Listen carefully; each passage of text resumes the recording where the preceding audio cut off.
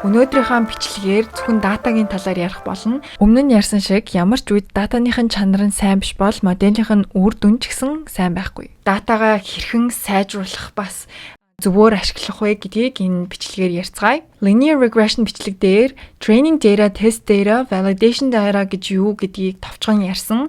За сануулад хэлэхэд training data нь модельоо сургахад ашигладаг, validation data нь сургалтын явцад загварын гүйцэтгэлийг үнэлж хит их тохируулалт хийхээс сэргийлэхэд ашигладаг. Харин тест дээр нь моделийн эцсийн гүйцэтгэлийг үнэлэх бодит байдал дээр хэрхэн ажиллахыг тодорхойлох зорилттой байдаг. За жишээлбэл бид нарт 10 хүний дата байлаа гэж бодоход хэдийг нь трейнинг сетд хийгээд хэдийг нь тест сетд хийх вэ? Тэгэхээр ерөнхийдөө бол бид нар 80-20% эсвэл 90-10% гэх мэт трейнинг тест датагийн харьцааг ашигладаг. Ингэхдээ нэг удаа бид нар хуваадаг бол cross validation гэдэг зүйлийг ашигласнараа датагаа олон удаа хувааж илүү сайн ашиглаж болно гэсэн үг. Ер нь бол машин сургалт хийж байхдаа зорилго нь дараа нь хараагүй шинэ дата өгөхөд таамаг зөв гаргаж чаддаг байх ёстой. Тэгвэл бид нар бүх датагаа ашиглаад сургачаад нэмээд бүх тэр ашигласан датагаа ахиж тест датанд ашиглаад тестлээд байж болохгүй гэсэн үг. За энэ арга нь эхлээд датагаа сохроор хідэн хэсэгт хуваана. Жишээлбэл 5 хэсэг. Тэгээд нэг хэсэг болгоныг тест дата болгоод бусад хэсэг буюу энэ жишээн дээр 4 нөгөө хэсгүүдийг трейнинг дата болгоно. За ингээд нэг дата сетээр 5 өөр удаа train хийж болно, бас тест хийж болох нь. Linear regression хийж байна гэж бодвол бид нар дундаж regress-ийг нь олж болох нэ. За ингэснээрээ модель болгоно нь шинэ мэдээлэл авчирж өгч чадчихээн. Бас биднэрт байгаа жижиг дата сетигээ илүү их болгож ашиглаж чадчихна гэсэн үг. За дараагийн сэдв бол өгөгдлийг хэрхэн цэвэрлэх, хэрхэн pre-process хийх вэ гэдэг сэдв байна. За манай эхний асуудал буюу дата дутуу байх үед яг яах ёстой вэ? Нэг арга нь тэр баг нь эсвэл мөрөө тэр чигээр нь устгаж болно. Ингэхдээ танд аль хэдийн өөр илүү хэрэгтэй дата байх ёстой. Эсвэл тэр баг нь эсвэл мөрчин хоосон утгууд тэтэрхийх байвал хэрэглэнэ. За хоёр дахь арга нь болохоор бид нар орлуулж болно.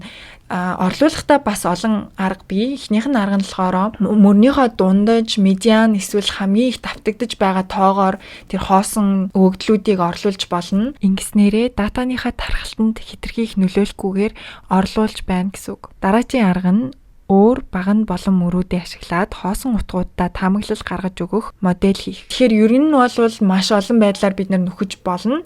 Тэгэхээр та ямар дата дээр ажиллаж байгаа, бас та ямар зорилготой ажиллаж байгаагаас шалтгаалаад аргаа сонгоно гэсэн үг.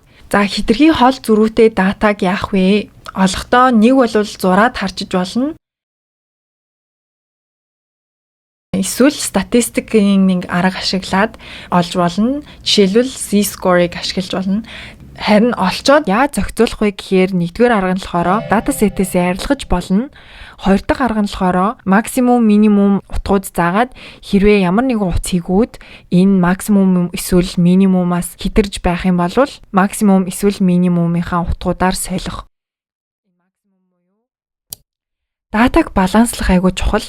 За жишээлбэл бид нэр хоёр ангиллалд ангилдаг моделийг хийж байгаа бол модель анханасаа train хийхдээ хоёр ангиллаас хоёулангаас нь тэнцүү хэмжээний дататай байх хэрэгтэй. Хэрвээ нэг нь илүү буюу 95% нь шалгалтанд тэнцүү хүүхдүүдийн оноо байгаад үлсэн 5% нь тэнцээгүй хүүхдүүдийн оноог өгөх юм бол манай модель нэг талыг баримтлсан үзүүлэлт гаргана. Датагаа баланслах техникүүдаас хоёрыг дурдах юм бол нэг нь oversampling, нөгөөх нь undersampling.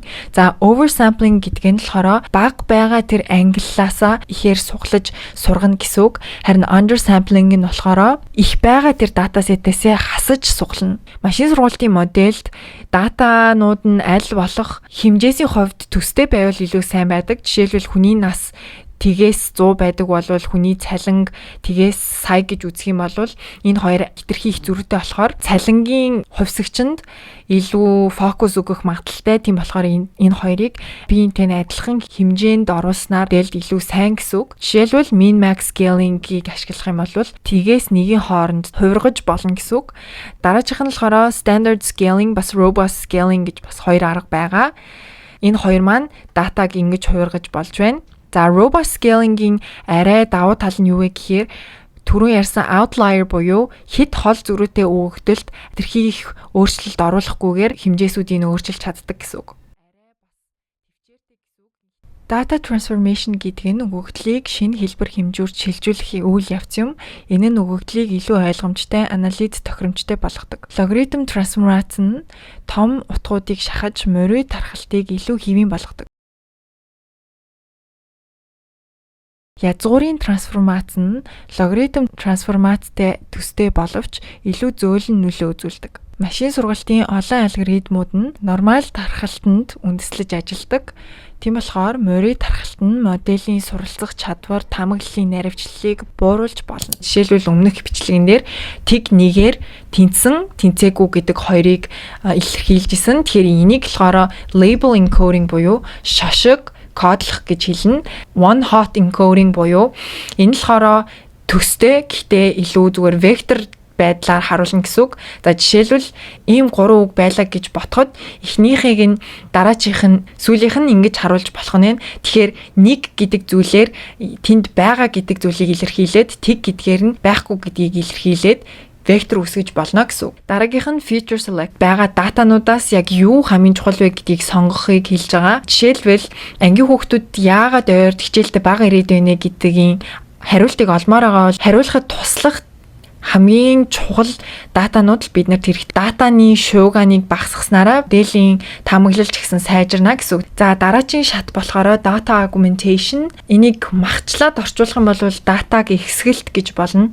Бага дататай эсвэл угаасаа дата цуглуулахад хэцүү даалгавруудад data augmentation ашиглаж болно. Жишээлбэл арсны хор тавдрыг илрүүлдэг модельд хор тавдартай кейсүүдийн зураг цуглуулах хэцүү, харин хавдраггүй зураг цуглуулах амархан. Ийм үед яалтчгүй дата балансгүй байгаа болохоор баланслахын тулд ийм техникүүд ашиглаж янзалж болно. За жишээлбэл зурагны датагаа бид нэр хэсэгмээр байх юм бол бид нар янз бүрийн аргуудаар жишээ нь геометрийн аргаар өөрчлөе гэвэл эргүүлж болно, тусгалыг нь харуулж болно, тайрж болно. Пикселийн хувьд өөрчлөлт оруулъя гэх юм бол гэрэлтүүлгийг өөрчилж болно, контрастыг өөрчилж болно. Өнгөний хувьд ч гэсэн сүүдэр, гэрэл, өнгийг нь өөрчилж болно. За нийтэд нь нэгтгэд хэлэхэд саяны техникүүд зүгээр жишээ болохоор ямар датан дээр тэрнээсээ хамаарат зохистой аргаар нь шийдэх хэрэгтэй. Хэрвээ миний сая ярьсан зүйлүүдээс сонирхолтой санагдаад тэгээ би детальтай ярьж чадаагүй бол тэрийг комент хэсэгт үлдээгээрэй. Тэгэх юм бол би богинохон тайлбар нийтлэл бичиж бас болно. Хэрвээ танд энэ бичлэг таалагдсан бол өөр машин сургалтыг сонирхож байгаа хүмүүст хуваалцаарай. Бас subscribe дарахаа мартаваа.